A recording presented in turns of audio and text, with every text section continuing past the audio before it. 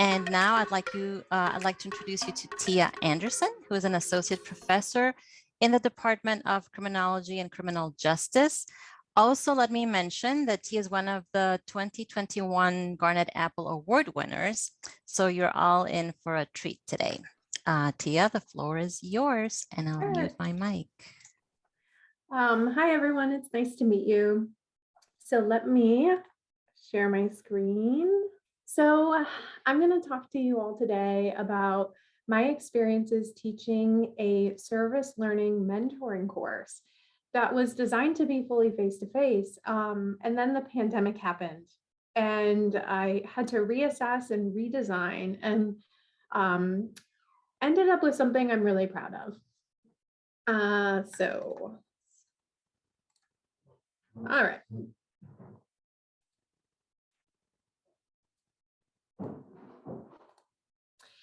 Okay, so I'm not sure if you're in the social sciences. Sometimes when I go to Gamecock teaching days, I end up in fields that are very different from my own. The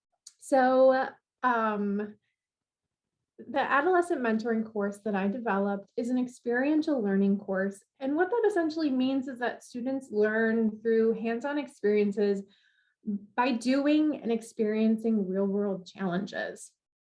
So one form of experiential learning in which students engage in activities that address a community need is service learning. And built into the process are opportunities for reflection so that students can achieve your desired learning outcomes. So I designed a course where students become a mentor to what I'll term at-risk youth. And they're guided through a process of reflecting on their mentoring experiences and connecting them to what they've learned in my own class, their other coursework, and other areas of their own lives. So in some disciplines, service learning is very commonplace. But the risks, cost, and honestly, the nature of the criminological discipline makes it challenging to implement service learning opportunities for youth. So as a result, when you look across our field, most of the service learning opportunities may be indirect, where say students are raising money or collecting goods for shelter for women who have left abusive relationships, so domestic violence shelters.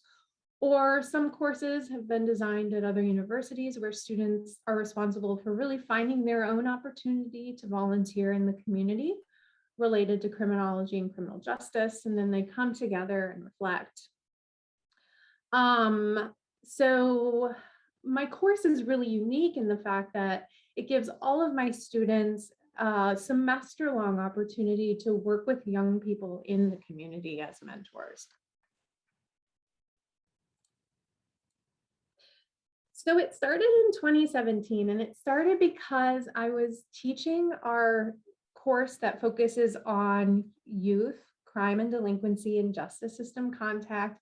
And I always had students who would approach me after class and really want to get involved in the community to make a difference.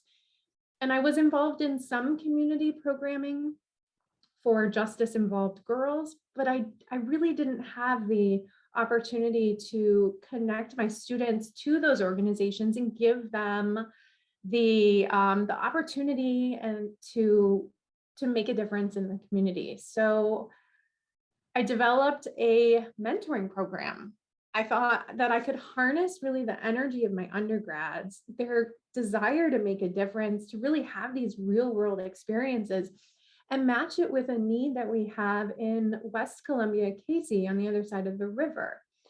I work with the Lexington II School District to provide mentors to all the high school students who have been expelled from their traditional high schools. So this is Airport High School and BC High School, Brooklyn Casey High School, and have been sent to Newbridge Academy, which is what their alternative school is called.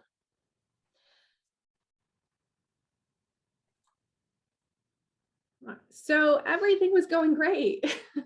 I had this class, we We met face to face every week. My students were using class time to travel to the alternative school, to mentor young people, to really establish these strong, supportive, caring relationships with their mentees. And then COVID happened and it just turned it all upside down. So schools rapidly closed across the country, including Lex 2. USC went completely online, and mentors and mentees were abruptly disconnected. And it wasn't just in my class, it was across the world. And my memorandum of understanding at the time prohibited communication between mentors and mentees electronically. And it was designed so that they wouldn't, connect on Snapchat and things that, could really open up a whole can of worms. So our hands were tied, and that the program just stopped in March of 2020. So I spent the entire summer with the support of the teaching incubator and College of Arts and Sciences, just redesigning the mentoring program so that it could adapt to the challenges that we face now in a COVID-19 era. So yes, schools have reopened for in-person instruction, and as a mother of young children, hallelujah. But we still have a lot of uncertainty about it. So many of you maybe followed what was going on in Lexington County at the beginning of the academic year. Schools were closing kind of throughout the district as a result of very high COVID outbreaks.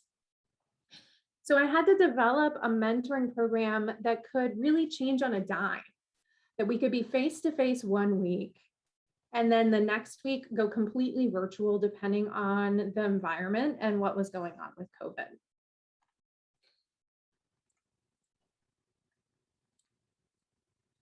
So I felt that it was more important really than ever to ensure that children who are placed in alternative schools have access to well-trained, high-quality mentors. So I'm often asked if mentoring virtually is as effective as mentoring face-to-face. And I think that that is perhaps the wrong question to ask. I think we should be asking whether mentoring virtually is better than no mentoring at all. And I think that when we frame the question in that way, the answer is a resounding yes. Mentoring virtually is better than nothing at all. So all last year, the mentoring happened completely virtually. My course met synchronously all semester long, and my students never met their mentees in person. This semester, things have looked up a little bit, and we're following a hybrid model where we're able to mentor face-to-face. It's been going great so far. We haven't had the school shut down, but we're ready, and they've been trained to adapt when we need to adapt. So let's kind of get into a little bit of the nitty-gritty. How do you do service learning virtually, especially when it involves school-university partnerships with K-12 schools? So this is how I've structured the virtual course. It's organized into modules, weekly modules during the training portion of the course, which is about the first 5 weeks of the class. It's a very intensive time for both me and my students, lots of grading and lots of assignments. And we met synchronously. We did lots and lots of small group activities together, lots of Zoom breakout rooms, which really fostered a really good community among my students, even though we were virtual. Readings, videos, discussion boards, and their assessments through the training portion really focus on thought papers, so applying what they're learning, and then also guided reading notes that's focused on ensuring that they understand the course material.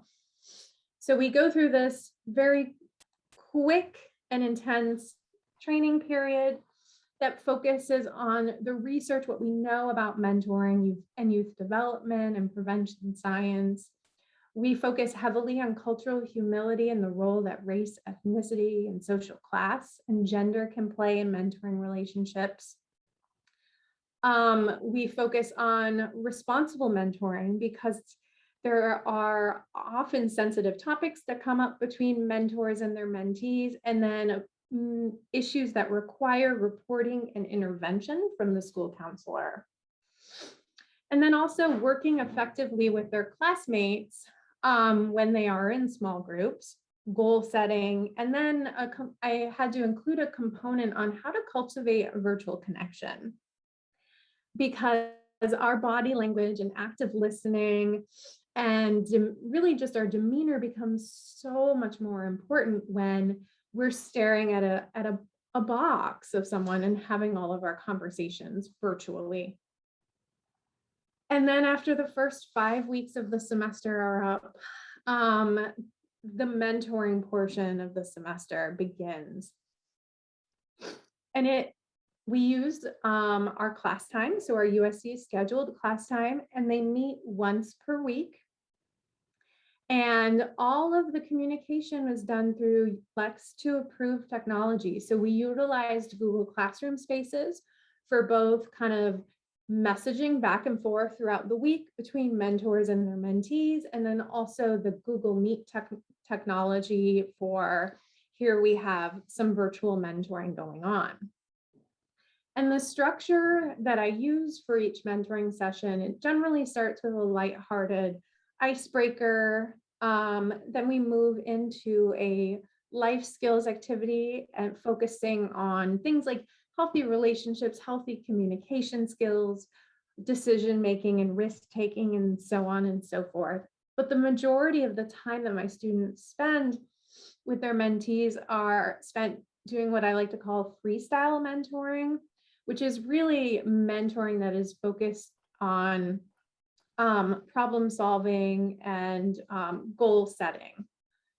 And the students in the program, or the mentees in the program, have such varying needs that there's no one size fits all approach to being a good mentor and to utilizing that time. So the other class period that we meet we met synchronously or on campus, and that's when my students receive their ongoing training and support, both from myself and from each other. So we learn a lot from each other and are able to support my students who are going through the experience and troubleshooting issues that they're having with their mentee, and brainstorming ways to help and resources to connect their mentee to. And then at the end of the semester, that was a pickle. So generally we invite the students to USC's campus, and we have this big celebration, like a little mini graduation for the mentees, to really celebrate all the hard work that they're doing and let them kick back and have fun. Most have never been on USC's campus before, so it's something that's really exciting for them.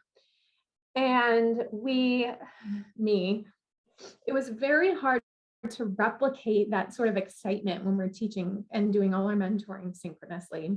So what we ended up doing was using some Jackbox games. I'm not sure if you're familiar, but there are some games that are designed to be played on Zoom, where like trivia, where the questions are about the other people you're playing with. And I will say that it was a lot of fun, but nothing beats the field trip to USC to come visit. So, a huge part, really the purpose of experiential and service learning is to shape better undergraduate students and make them better professionals, to just give them more skills as they move through their degree program. And I wanted to share a few of those reflections that I've received from my students. So one student said that her plan was to go to law school. She had it all figured out.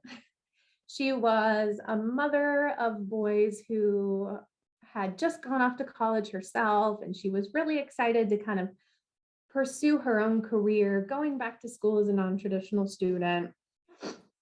really, really sure that she was going to go to law school and become a lawyer. And then taking my course and connecting with her mentee really flipped all of that upside down.